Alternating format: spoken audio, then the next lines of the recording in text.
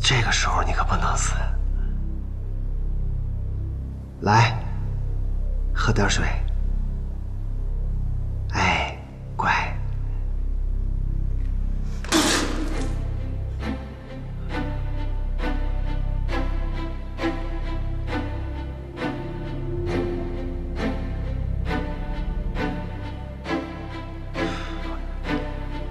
那我就让你生不如死。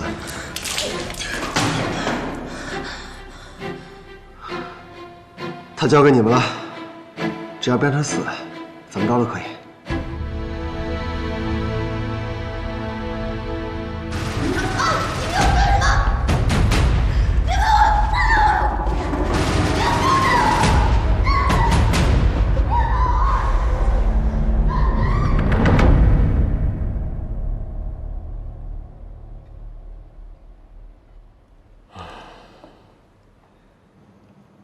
又没吃？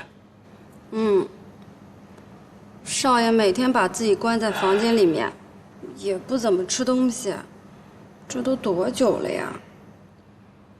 哎呀，少爺從國外回來以後，聽說少夫人離家出走了，這人就像瘋了似的，每天不停地找。公司的事兒再也沒管過，也沒去過。那有少夫人的消息了嗎？國內啊，基本上是找遍了，也不見蹤影。想着是不是出國了，可一查出境記錄吧，也沒有少夫人的名字。哎呦，就像人間蒸發了似的。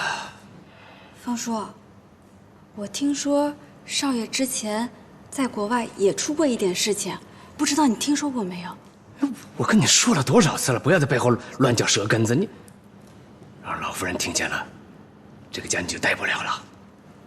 我也只是說說嘛，老夫人她也沒有準備要回來啊。誰說老夫人沒準備回來呀？家裡出了這麼多事兒，她在外邊能待得住？